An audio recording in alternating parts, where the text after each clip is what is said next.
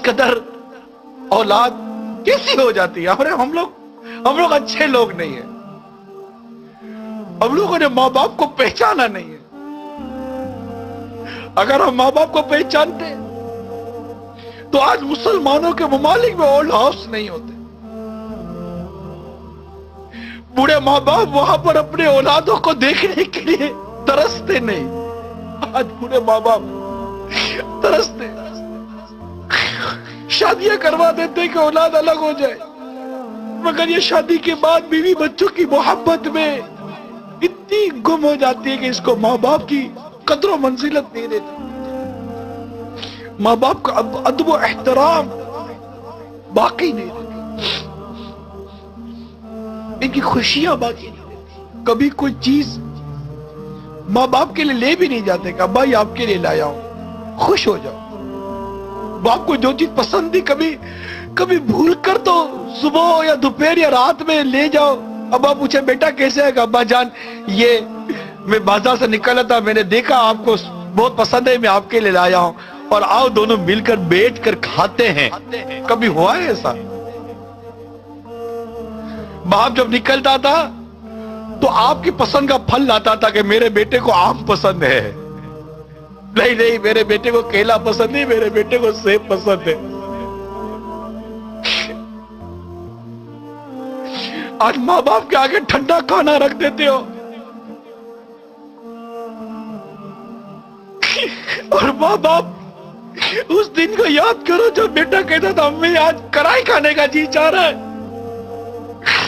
ماں کی طبیعت ٹھیک ہو یا نہ ہو، تم وہ کڑھائی پکا کر کھلاتی تھی، ہوٹل تھی،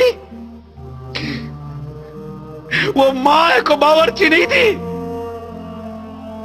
نہیں امی یہ پسند نہیں ہے، میں نے آج انڈا کھانا ہے، اس کے لیے یہ انڈا بنایا ہے، میرے لیے وہ انڈا بنا کر دو۔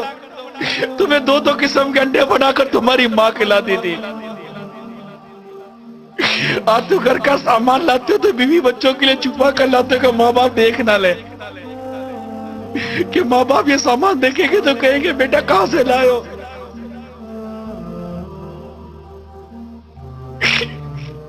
ارے ایسا سلوک تو مت کرو ماں باپ کے ساتھ، تمہارے ماں باپ ہیں، ان سے محبت کرنا سیکھو، ان سے پیار کرنا سیکھو۔ تمہاری ایک چیخ کی پکار سن کر ماں باپ کا دل دہل جاتا تھا، دوڑتے ہوئے بھاگتے تھے۔ آج بوڑھی ماں بستر سے گر کر الٹی پڑی ہوئی ہے، تم کو اٹھانے کی فرصت نہیں ہے۔ ناظرین، ماں باپ خدا کی وہ عظیم نعمت ہیں کہ جن کا ذکر خدا نے قرآن مجید میں کچھ یوں کیا ہے، اور تمہارے پروردگار نے حکم دیا ہے کہ اس کے سوا کسی دوسرے کی عبادت نہ کرنا اور اپنے ماں باپ سے نیکی کرنا۔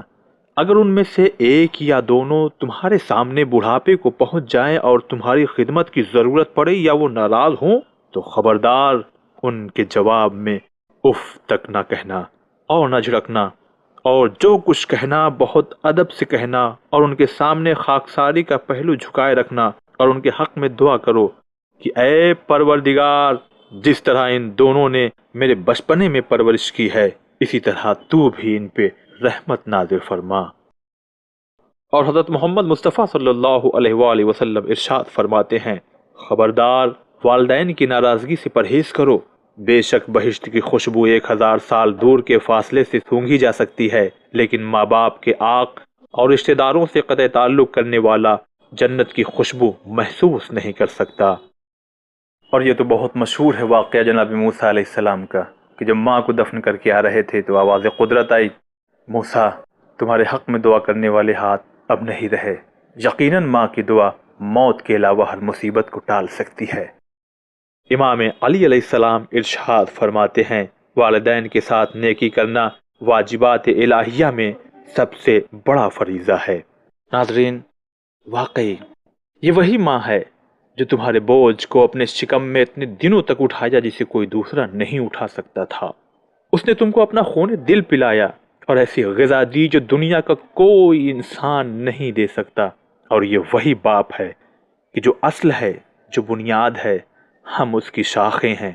اگر جڑ نہ ہو تو شاخوں کا وجود نہیں ہو سکتا، لہٰذا ہمیں اپنے ماں باپ کے ساتھ محبت کے ساتھ پیش آنا چاہیے، اور انہی کے ذریعے خدا کو خوش کر سکتے ہیں، انہی کے ذریعے نبی اور امام کو خوش کر سکتے ہیں، اور انہی کے ذریعے اپنی زندگی اور اپنی آخرت دونوں کو خوبصورت بنا سکتے ہیں۔ تو ناظرین، اجازت چاہتے ہیں، انشاءاللہ پھر حاضر ہوں گے۔ خدا حافظ۔